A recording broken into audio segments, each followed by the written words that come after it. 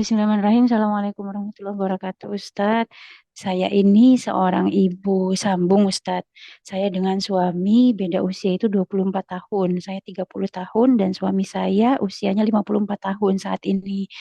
Alhamdulillah kami ada anak empat saat ini.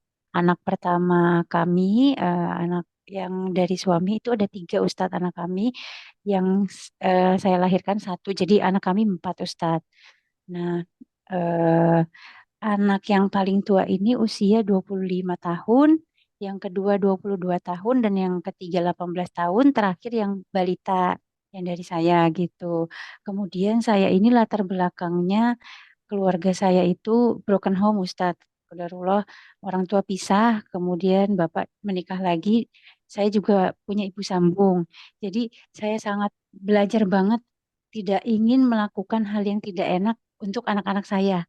Tapi qadarullah kejadiannya anak saya yang dua tertua pertama ini mengalami berbagai masalah, Ustadz. Mulai dari soal perempuan, kemudian tidak amanah soal uang, suka mengambil intinya yang bukan haknya begitu, Ustadz. Sampai kami kan saya jadi dikejar gitu, Ustadz, selalu ditagih. Intinya anak pertama dan kedua itu berkali-kali itu mengalami masalah gitu, Ustadz. Nah, awalnya itu saya berpikir jangan-jangan anak-anak kayak begini karena ada saya gitu, karena hadirnya saya di kehidupan mereka. Saya mencarilah akar masalah gitu Ya, dari yang terjadi itu.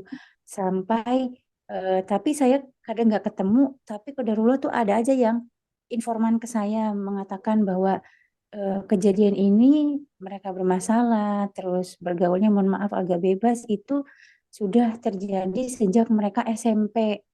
Ini dari teman-teman sekolahnya dulu sudah terjadi ya, sejak SMP. Awalnya saya terus menyalahkan diri saya kalau jangan-jangan ini saya salah karena saya kurang baik dalam mendidik atau sayanya kurang kontrol atau saya gimana karena mungkin karena umur saya tidak jauh berbeda. Saya 30 tahun, anak pertama saya 25 tahun gitu. Saya cuman bedanya sedikit gitu. Nah, terus masalahnya tuh berulang terus gitu saat mereka eh, pertama masalah perempuan ngebohongin, kemudian ya, ujung-ujungnya ke uang, terus maaf ya, gitu, Ustaz, maaf, astagfirullah, ke perzinahan gitu. Awalnya saya sadar ketika di HP saya itu kok ada video yang nggak baik gitu. Saya pulang ngaji ke rumah, HP saya tinggal di rumah, saya ngaji, saya nggak bawa HP, pas pulang, waduh, kok ada kayak gini, saya nggak bawa HP. Akhirnya anaknya saya interogasi, ya, awalnya saya ngeh dari situ, terus itu berulang-berulang, mereka gabung, saya arahkan ke hal yang sosial biar dia punya kesibukan. Karena dulu saya aktif di sosial gitu kan Ustadz. Masuklah ke ACT sampai akhirnya dikeluarkan secara tidak hormat karena menggunakan uang donasi untuk keperluan yang bukan haknya dan banyak banget gitu Ustadz, puluhan juta. Dan itu berulang-berulang walaupun dia keluar dari situ udah dikeluarkan. Dia masuk lagi ke yang lain, berbuat di tempat lain juga mengulang lagi. Terus lain sampai akhirnya kami konsultasi gitu Ustadz ke psikolog. Ini kami yang salah atau bagaimana gitu. Saya takutnya kan sayanya yang salah gitu kan. Terus kata psikolognya, anak ibu, apa anak bapak sakit, ini harus berobat. Akhirnya kami mengikutilah advice tersebut gitu, Ustadz. Kemudian yang anak pertama sama kedua ini seperti berlomba-lomba gitu, Ustadz. Jadi yang pertama selesai, sambung yang kedua selesai, sambung lagi, ada lagi yang pertama. Jadi gonta-ganti gitu, Ustadz. Sampai saya tuh, astagfirullah, ya Allah ini gimana gitu, bingung, saya bingung banget. Terus orang kan nanya terus, saya butuh segini, nggak saya bayar nggak mungkin, mereka butuh uangnya gitu. Pernah juga satu ketika saya tuh mengingatkan ke orang, jadi anak saya ini saya tak dapat info kan dia kuliah sambil kerja, Ustadz. Dapat info dekat dengan seseorang. Terus saya antisipasi gitu Ustaz, jangan sampai kejadian lagi gitu. Saya hubungilah orang tersebut, minta tolong, jangan sampai kalau pinjem uang apa segala macam. Ternyata sudah diberikan gitu. Tapi pada saat itu beliau gak ngomong. Kemudian berapa waktu kemudian baru saya ditagih harus dibayar sekian-sekian ini, 2 juta ini harus dibayar juga karena butuh. Waduh, pada saat itu saya udah ngingetin gitu, jangan sampai dipinjemin ya atau gitu. Pokoknya saya gimana caranya baik-baikin, jangan sampai kejadian lagi, tapi terulang lagi, pokoknya gantian terus gitu Ustadz. Sampai akhirnya saya kayak menyerah gitu rasanya, karena saya kan ada anak balita Ustadz. Apa ya, ada rasa stres luar biasa gitu. Jadi kayak anak saya yang kecil ini suka kena efeknya gitu Ustadz. Jadi saya nggak bisa marah ke mereka, kenanya ke anak saya yang paling kecil gitu, yang suka kena imbasnya gitu Ustadz. Nah terus lama-lama kok saya kayak orang stres nih jadinya gitu. Walaupun saya nggak ngerti. Pada saat saya di Alhamdulillah suami saya itu sempat nggak kerja karena kami pindah ke saat itu. Nah pada saat kami pindah itu pindah ke itu suami saya ngisi ceramah-ceramah gitu saat di sana. Nah, saya mencoba cari-cari kerjaan. Saat itu juga sebenarnya saya tuh pengen full aja di rumah gitu Ustaz, ngejagain anak, ngurusin rumah. Tapi karena kondisi saya Bismillah deh cari kerja. Walaupun nggak seberapa gitu yang didapat Bismillah. Walaupun eh, nggak seberapa yang didapat, tapi saya tetap ke anak-anak saya kasih gitu Ustaz semampunya yang saya punya gitu. Karena saya nggak mau nanti kejadian dia ke orang lain lagi minjem atau ngambil uang orang karena alasan saya nggak dikasih uang gitu. Takutnya begitu yang saya khawatirin. Tetapi kejadian lagi juga walaupun saya penuhin terus berapa yang dia minta atau ketika butuh kan saya bilang kalau butuh tolong bilang jangan sampai apa namanya minjem ke orang lain gitu. Atau ya itu ternyata Kodarullah pas sambil kuliah dia saat Ya. dia kuliah sambil dia itu eh, nggih, nggih, kami dapat kabar dia emasnya tempat dia ditinggal dibantu temannya itu orang rumahnya itu emasnya diambil 10 gram. Di situ kami bingung karena nggak ada. Maksudnya kami tuh kerjanya bukan yang sebulan dapat berapa gitu, enggak. Jadi guru juga 70.000 doang gajinya sebulan gitu. Alhamdulillah 70.000 sebulan masih dapat gitu. Terus kalaupun suami ngisi juga kan gajinya itu nggak netep gitu ya Ustadz. Kadang kalau di Oh, kampung itu kemudian apa? kadang datang pengajian itu kadang dapat atau enggak gitu. Intinya kayak gitu. Jadi wah, kebingungan luar biasa. Sampai alhamdulillah kodarullah sekarang suami saya udah dapat kerja lagi gitu Ustaz. Kami pindah tempat ke Nah, kami ikutin advice dokter, silakan diarahkan anaknya sesuai dengan minatnya. Akhirnya kami arahkan, masukin ke LPK punya saudara gitu Ustaz dengan biaya yang terjangkau. Kami masukkan. Tapi ternyata kodarullah kejadian lagi Ustaz di sana juga hal-hal yang tidak diinginkan gitu, soal uang, kepercayaan dan lain-lain. Sampai akhirnya dikembalikan ke rumah gitu Ustaz. Nah, pada saat saya di ini, saya minta udah bawa ke sini biar terkontrol dengan kita gitu sama orang tua. Tapi suami saya berpikirnya uh, udah di aja karena kan ada rumah di sana aja biar Gelugi dulu nemenin Pak. mbahnya sekalian karena mbah nggak nemenin. Akhirnya sekarang nungguin mbahnya, tapi saya rasanya itu hati pikiran itu nggak tenang gitu Ustadz. Saya kalau dibilang percaya lagi, saya kasih kepercayaan lagi gitu Ustadz. Cuman sebagai orang tua tuh saya takut gitu. Karena baru berapa hari lalu tuh saya ditelepon orang lagi diminta dimaki-maki lagi tuh Ustadz sama temennya. Jadi dulu pernah ada pinjam tapi nggak pernah dikembalikan dan dicicilnya tidak sesuai perjanjian. Akhirnya saya yang dituntut kan pasti diminta ke orang tua gitu Ustadz kan. Akhirnya ya karena mereka butuh ya mau gak mau saya ya bayar itu lagi. Tapi saya jadi bingung ini gimana efek jeraknya bagaimana saya salah atau enggak ini saya dosa apa gimana gitu bingung sampai saya di titik yang aduh saya sudah kayak nggak sanggup gitu ini berulang terus dan merambah ke keluarga besar gitu loh Ustadz jadi keluarga besarnya suami juga punya usaha koperasi dan ternyata usahanya itu skema dijalankan dengan skema Ponzi gitu Ustadz jadi di rumah itu kalut banget luar biasa. Walaupun saya tidak ada di sana gitu, tapi anak saya ada di sana. Setiap hari kami di apa cari orang terus gitu. Jadi astagfirullah saya bingung, betul-betul bingung bagaimana ngadepinnya. Walaupun ya udah bismillah saya coba lagi, tapi kok makin hari saya malah jadi kayak bengong sendiri, nangis Hmm. sendiri. Saya nggak pernah cerita ke keluarga gitu karena saya nggak mau bapak saya kepikiran saya tinggal ada bapak saya ibu saya udah meninggal bapak saya juga ada sakit jantung gitu Ustaz. Jadi saya, aduh saya takut gitu mau konsultasi juga jadi bingung. Saya cari-cari, alhamdulillah dapet akun Ustaz, kemudian bisa konsultasi. Makanya saya, aduh saya tanya deh, saya mesti kayak gimana ya, saya salah nggak? Terus saya itu sampai mikirnya, udah apa pisah aja ya, karena saya kayak nggak mampu, saya kayak pengen mewaraskan diri mengurus anak, tapi kan walaupun saya sendiri pun pasti Allah tetap akan kasih saya ujian gitu ya Ustaz. Jadi bagaimana ya, saya salah apa enggak gitu Ustaz, saya minta pencerahannya gitu Ustaz, mohon bimbingannya, udah bener-bener di titik yang bingung, mau kayak gimana lagi udah bingung gitu Ustaz.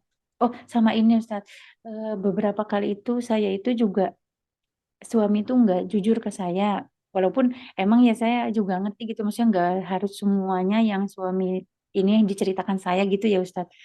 Tapi ada beberapa hal yang menurut saya itu prinsip pada saat kami pindah ke kan bangun rumah Ustadz. Nah, saya Ya. kan nggak mau tahu uang berapa pensiunan terus yang dia buat bangun, karena itu uangnya suami. Jadi hak saya ya udah yang saya pegang aja. Tapi ketika saya udah tiga, saya tuh taunya telat, saya nggak dikasih tahu dan nggak ada yang bicara sama saya. Tiba-tiba 3 tahun saya tinggal di sana, saya dicari saudaranya, diminta ngelunasin hutang 40 juta karena rumah itu dulu katanya kurang 40 juta. Sementara nggak ada yang ngasih tahu saya, suami saya pun nggak ngasih tahu, saya tahu dari orang. Baru akhirnya saya tanya ke suami saya, ini gimana? Saya nggak ngerti apa-apa, sedangkan di posisi itu saya juga nggak punya apa-apa. Bener-bener kosong. Semua yang saya punya itu udah saya jual untuk ngebebasin anak-anak, Ustadz. Emas-emas yang saya punya dari orang tua, semuanya. Cincin pernikahan, semua pokoknya yang saya punya, saya jual karena untuk menyelesaikan masalah anak-anak, menguliahkan anak-anak, nyekolahin anak-anak, kayak gitu intinya Ustaz. Dan buat pegangan hidup lah istilahnya gitu. Nah, jadi saya, aduh luar biasa kayak kalut. Walaupun alhamdulillah sekarang yang utang rumah itu sudah terselesaikan. Cuman hati saya jadi kayak, gimana ya Ustaz? Kok saya dibohongin semuanya gitu sama suami, anak, keluarga besar suami. Jadi merasa kayak nggak punya, astagfirullah, saya bingung gitu, mungkin apa karena saya tuh terlalu mencintai gitu ya, jadi Allah berikan itu biar saya kembali ke Allah apa gimana gitu Ustaz, atau iman saya yang terlalu parah apa bagaimana gitu Ustaz, mungkin itu aja Ustaz. Ya, ini beberapa hal yang bisa jadi solusi dulu. Yang pertama itu untuk anak tadi ya, tadi mencuri, Iya iya Ustaz. ngambil milik orang lain, tidak amanah, bawa lari duit, gitu ya. Ya, sampai dalam kasus seksual juga tadi ya. Ya, Iya betul Ustaz. ini yang pertama, mungkin bapaknya aja yang bicara nih kepada yang anaknya langsung, Iya iya Ustaz. komunikasi serius, kemudian sampaikan rasa kecewa dan dampak Iya iya perbuatan terhadap keluarga gitu. iya Orang tua harus usahakan komunikasi seperti ini pada anak, jadi tidak dibiarin. iya iya Ustaz. Jadi ajak anak untuk bicara serius, sampaikan rasa kecewa dan dampak perbuatannya terhadap keluarga. Iya Nah, bahasanya tegas, tapi tidak menyerang gitu loh.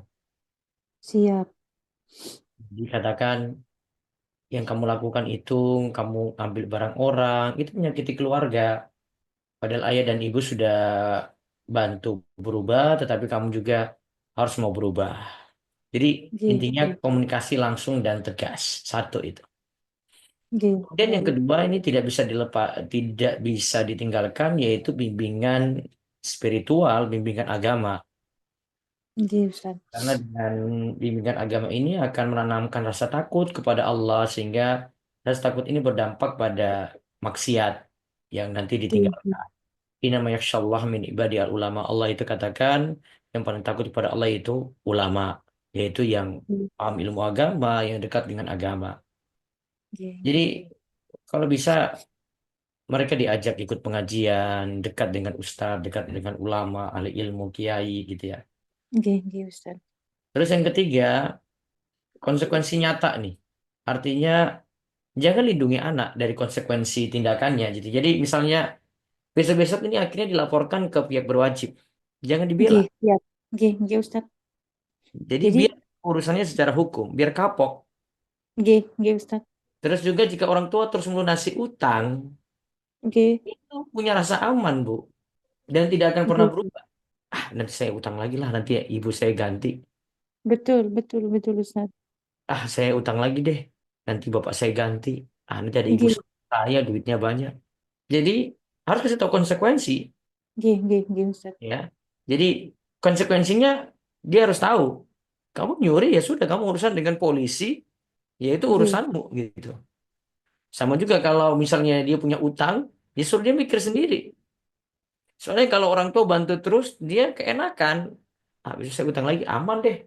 Ya maka berulang kali mungkin dia berutang ya karena ada orang tua nggih, nggih, nggih Ustaz. gitu. Sama dengan kasus judi online, ya pinjol itu sebagian orang Nggih, tua tuh bela-belain rumahnya dijual untuk anak gitu. Padahal itu buat anak jadi keterusan terus. Coba kalau orang tua nggak bela di situ, aman. Terus ada lagi identifikasi penyebab di balik perilakunya ya. Coba nanti dicek ini apakah masalah pertemanan atau kecanduan atau mungkin trauma masa lalu gitu ya. nggih, nggih, nggih Ustaz. Coba pelajari lagi itu. Mungkin teman-temannya buat pengaruh kayak gitu. Atau memang dari dulu sudah kecanduan bukan masalah teman, memang dari sononya itu. Nggih, Dia nggih, kayak nggih gitu. Ustaz. Nah, nanti bisa mungkin konsultasi ke psikolog kalau masalah ini nih. Ini apakah Siap. kecanduan, trauma, atau pertemanan. Tapi kalau bisa komunikasi langsung lebih bagus. Nah, Nggih, nggih, terus ini kaitannya dengan aset keluarga nih. Jika anak terus mengambil uang tanpa izin seperti itu, maka nggih, aset-aset ini perlu dijaga baik-baik. Artinya orang tua jaga ketat barangnya. Ini supaya anak tidak dibiarkan untuk ngambil harta orang tua gitu saja. Ya nggih, nggih mungkin Ustaz. pengamanannya ditambah lagi, penyimpanannya ditambah lagi, perketat aja semuanya deh. Terus kalau tadi itu pengaruhnya karena teman, jauhi teman-teman yang jelek tadi. Terus sibukkan dengan hal positif lah.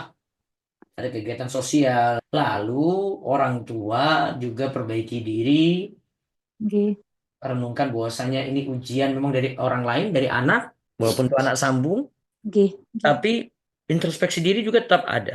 Walaupun orang Betul, lain yang salah, karena akan berpengaruh pada kita. betul, betul Ustaz. Iya, jadi tetap eh, mengakui, oh ini karena salah saya, mungkin saya yang Nggih, kurang, kurang perhatian. nggih, nggih. Ya, karena Nabi Yunus alaihissalam itu ketika dia sebenarnya lakukan kesalahan, tetapi kaumnya juga bersalah gitu. Tetap dia tidak salahkan kaumnya, tapi dia katakan la ilaha illa anta subhanaka inni kuntu minadh dhalimin. Tidak ada ilah sembahan yang berhak disembah kecuali Engkau ya Allah. Sesungguhnya aku termasuk orang yang zalim gitu. Nggih Ustaz. Nah, adapun suami tadi tentang tadi hal sebenarnya dia berutang gitu ya dan akhirnya Nggih membebankan Ustaz. tanggung jawabnya Heeh. kepada istri ya. Nggih, Ya, dari si suami ya akui kalau itu salah, minta maaf, terus harus jujur tentang keuangan. nggih, Harusnya dia nggih sendiri Ustaz. yang bayar, Bu. Nggih, Terus bisa belajar dari kesalahan. Untuk ibu, diskusikan lagi dengan suami baik-baik. Dengan nggih. suasana tenang. Tapi ya perhatikan keadaannya, diskusinya ya. Siap, siap. Terus kasih solusi. Bantu dengan solusi. Nggih, nggih Ustaz. Istri dapat membantu dalam menyusun anggaran saja gitu ya. Namun istri tidak seharusnya Siap. sepenuhnya mengambil alih tanggung jawab utang tadi. Jangan. Nggih, nggih, nggih. Terus berikan dukungan spiritual juga. Artinya ya motivasi suami supaya perbaiki ibadah dekat dengan Allah ya bisa jadi utang itu ada ya karena kita memang yang salah sendiri gitu ya. Betul, betul Ustaz. Terus solusi bersama itu ya ngatur keuangan keluarga baik-baik, hindari menyembunyikan masalah. Nggih, nggih. Kalau ada masalah seperti ini bisa konsultasi dengan ahli.